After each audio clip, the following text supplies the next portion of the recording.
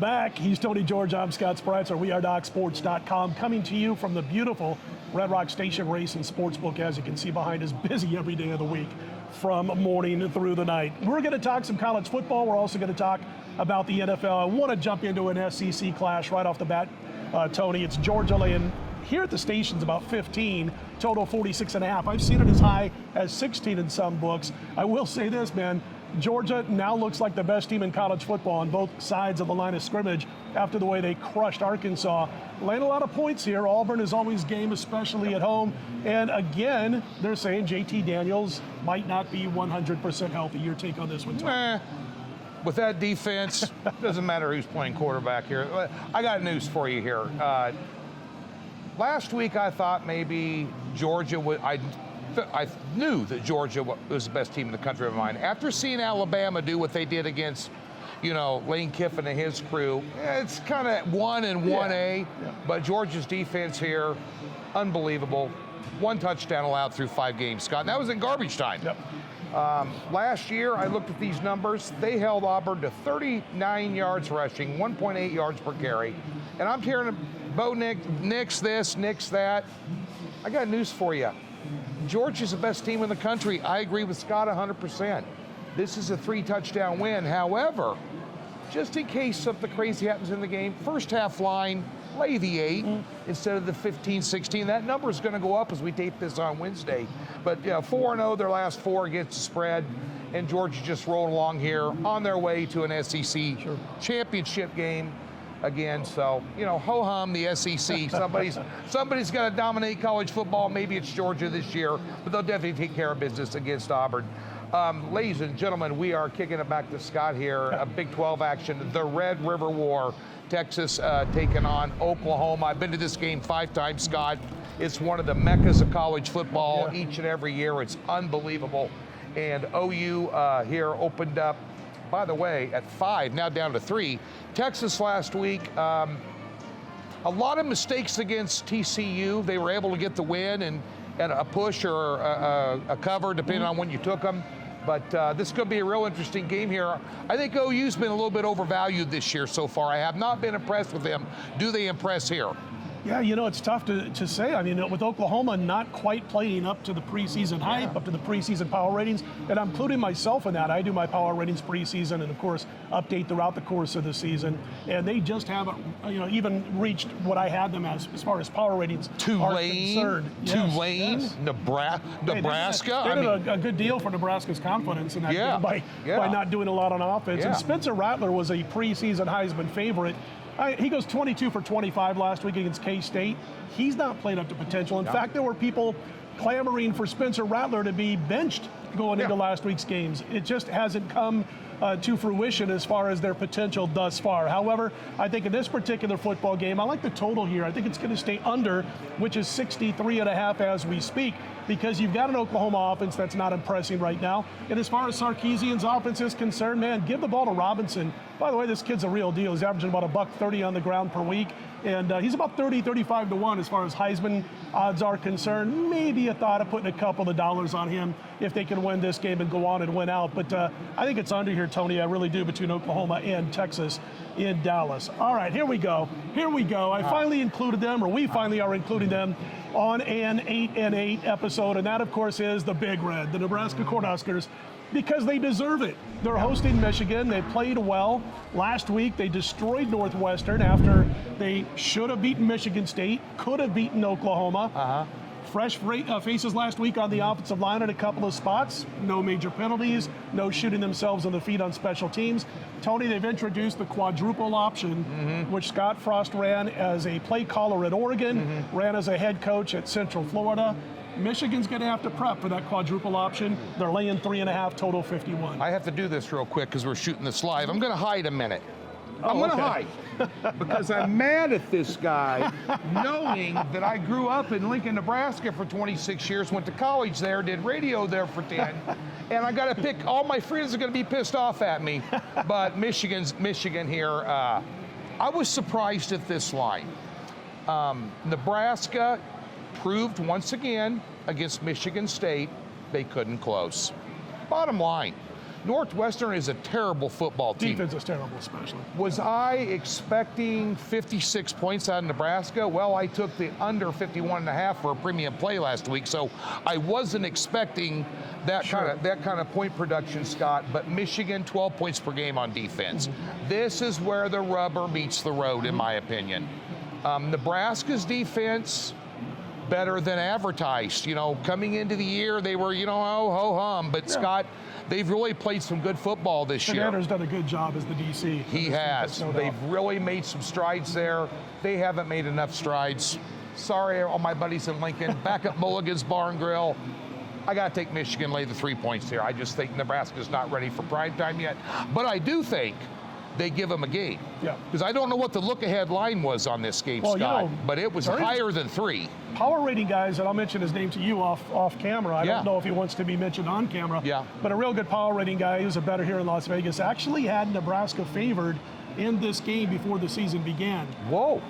One thing about Michigan, we're kind of going on here because, hey, listen, the Huskers are near and dear to our heart. We don't bet with our heart, as you heard. Tony likes Michigan. But the thing is that Michigan's schedule looked a lot tougher before the season began. Wisconsin kind of, they fell flat. They shot themselves in the foot over and over before playing Michigan, and they had a rough outing that finally caught up to them in the Michigan game. And Washington was a mess of injuries, and the Huskies are nowhere near what they were expected to be before the season began. So it's going to be an interesting game, Tony. Impressive, though, to me, how Michigan just absolutely stuffed the run against Wisconsin. Because no matter where Wisconsin's at right now, they're beefy up front. They got some good backs. They got a good quarterback, the kid out of Kansas City that's in their merge now.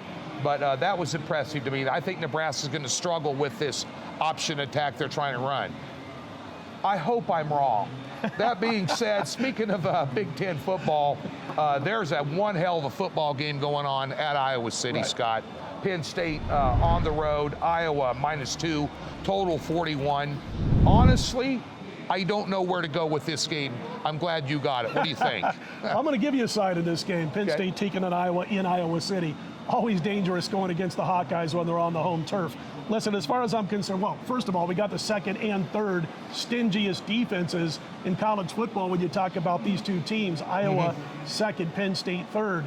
Listen, I know Penn State wasn't impressive against Wisconsin out of the blocks. It was a situation where they took advantage of a lot of Badger mistakes to get that win, but here they are playing with a ton of confidence. And here's why I lean towards Penn State in this one, besides the fact I thought with my power ratings they should have been a small favorite, and they're not. The bottom line is that Sean Clifford is playing a decent brand of football with his new offensive coordinator out of Happy Valley, and I like the Penn State offense a bit better than Iowa's. Iowa, you know what they're going to do. Win games with their defense, play a conservative brand of offense, mistake-free offense, and take advantage of other teams' mistakes. But I like Clifford a little bit better than I like the Iowa offense, Tony, so I'm going to lean Penn State here. 2, the NFL, Week 5, Packers at Cincinnati. Packers laying 3, total 51. We've got 2 outstanding passers in Burles, and of course for Green Bay, Aaron Rodgers. Rodgers has led his team to 3 straight wins. Your thoughts on this one? Well, let me ask you a question, Scott. As I sat down at Circa last Thursday and almost lost my survivor pick on the Bengals. How impressed are we going to be with 348 yards out of Joe Burrow? How impressed are we going to be with his highest QBR rating ever in the NFL? Because it was Jacksonville. Right. Is that a buy sign? I think they've done a nice job this year, Cincinnati. I think they're not quite the bottom feeder that everybody thought they were going to be. But their defense has allowed 20 points or more in the last 3 games. And I don't know about you, but from what I can see, Green Bay is firing on all cylinders. But I do think Green Bay's defense is suspect here. Sure is. I like the over 41. I think that Cincinnati's going to put up some points. I think they're going to make it interesting. And I think that Green Bay's going to have 35 minimum. I think they're rolling along there. And speaking of the NFL, I'm going to be on Scott's porch Sunday morning begging for picks just out of friendship because the man is on an 11-0 against the spread run over at Doc's website. So do with it what you want. Those are just the facts. And we got ourselves a heck of a game here to talk about here. You talk a lot about Kansas City and Buffalo being the marquee game of the weekend. I think this is the marquee game part 2 this weekend with the Cleveland Browns taking on the Chargers, who absolutely looked unbelievable on Monday Night Football against a red-hot Raiders team rolling in there, Scott. Impressive performance, especially on the defensive side of the ball here. But they're taking on a Browns team here that's gaining momentum as the season goes along. Browns, 2-point road underdog total here at, well, it dropped from 50.5 to 47, so there's some under money coming in. People may be thinking Browns might want to run the football a little bit. Yeah, they're going to want to. I got to correct something real quick because I was out of town. Tony and I haven't spoken since before kickoff Monday. 11-1 is that run. Oh. I was on the wrong side Monday night. I had the Raiders. There was nothing right about that. You better go side. somewhere else. He's only 95% against the spread. So 11-1. The winning streak unfortunately came to a win. Okay. I was hoping to get lucky with the wrong side after that game started because the Raiders cut it to 7, but they never got any closer. But listen, yeah, I do have a big 8-star play going this week, first one of the season, and you can check that out on DocSports.com and on the homepage, all that good stuff. Look ahead line here was Pick'em. As Tony mentioned, Cleveland getting a couple of points here. My power ratings, I make them before a week in advance, kind of like a look ahead line myself, power ratings, and I had Cleveland a short favorite here. So as you can see, it's not a huge move because it was right around Pick'em, but it's still relatively big as far as my power ratings are concerned. All we've heard since this past weekend, Baker Mayfield, oh, he's actually harming the Browns offense with his errant throws. Hey, it might be true, okay, but they are catching the Chargers in the ultimate play against spot. Having said that, I'm going to tell you this. Doing a radio show last week out of town, out of Vegas, and the person said, oh, so you're saying, this is a different game, you're saying it's a lock, or you're saying it's this other side has no chance to win. And I said, pump the brakes right now. I never use the word lock. I never use the word the other team doesn't have a chance. So yeah, the Chargers have a chance once the game kicks off, but they're in a horrible spot right now for this one, Tony. And so I think the Browns are going to go into LA and grab the win. Niners at the Cardinals. How about this, folks? Man, the Miami Dolphins of the early 70s, that perfect team. They've only got one team to worry about before they pop the champagne corks, and that's the Cardinals, who are the only team that's perfect on the season thus far, winning all their games as we head into week 5. Arizona laying 5.5, Tony. Total's 50. Looks like Garoppolo's out for this one. We'll see the rookie Trey Lance. Yeah. You know, it looks real easy here. Arizona's, Kyler Murray's having an MVP season so far. Playing better than anybody in the league at quarterback right now, arguably. The one thing, part of the reason that Arizona is unbeaten right now, Scott, we know about Murray, we know about all the weapons on offense, we know about kind of some innovative and also risky play calling on Kingsbury's part, but it's because their defense has improved. They've got a really good aggressive defense. They get after the passer. They've just played a lot better defense this year than in years past here, and it looks easy on the surface here. San Francisco, Robbie Gould's out. Oh, by the way, Trent Williams is out, best left tackle and arguably in the NFL. George Kittle's questionable. You got a quarterback situation where you're juggling guys. Are we going to play 80% Garoppolo? Are we going to play 100% Trey Lance? What are we going to do there? At the end of the day here, I give my 2-word pick every week. Under 50. These defenses know each other very well. These are division opponents. These teams know each other very well. And in the past, San Francisco, especially last year, has done a really nice job against Murray, containing him a little bit. I think this is going to be a lower scoring game than some might think. Finally, to end the 8-8, my hometown team, one of my hometown teams, Kansas City Chiefs. Big game. I know you talked about it with Chuck Esposito and some of the maybe some balanced action, maybe some Buffalo action here. But this line, I had this at 2.5 and 56.5, dropped down from Kansas City, so they're kind of off the fall number. I know we got early Buffalo money. I guess my question to you is, Scott, I think Kansas City, despite their bad defense, is still the best 2-2 team in the NFL, and they're at home at Arrowhead on a primetime game here. And bear in mind, Buffalo went in here last year in the AFC Championship and got their rear end kicked. Absolutely. And have they closed the gap that much? Can they pull it off the way they're playing? Revenge on their minds, that's for sure. You know, I had Kansas City, I teased them. You ended up not needing to tease them last week against Philly. They won by 12, but it was a pretty close game for the most part. You mentioned the defense.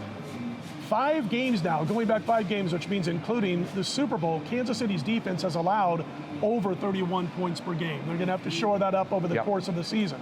But listen who they've played. I mean, Tony, you know this. They played the Ravens, the Browns, the Chargers, and of course Tampa Bay in the Super Bowl in 4 of the last 5 games, while Buffalo has had it pretty easy so far this particular football season. I think you're going to see KC's offense play well in this game against the Bills defense. I think Buffalo will put up enough points too. And I like the over here. It is 56.5, 57. I think it goes over the posted total. I think both teams are going to move the ball. Going to have a fun game on Sunday night. You're right about Chuck. He said, I think we're going to have more Buffalo action as the week progresses. But, you know, right now a little bit more Buffalo than a little bit more Kansas City at the station casinos. And don't forget, we are coming to you from the Red Rock Station Racing Sportsbook each and every week to talk about college and pro football. 8 and 8. Check out the interview with Chuck Esposito. And, of course, the man, Tony George. Check him out all week long. All of his personal, private videos, as I like to say, including those with Sean, the man, the former quarterback with the Minnesota Vikings. Also mine with Doug Upstone and everybody else. He's Tony. I'm Scott. We are DocSports.com. Let's put him in the win column.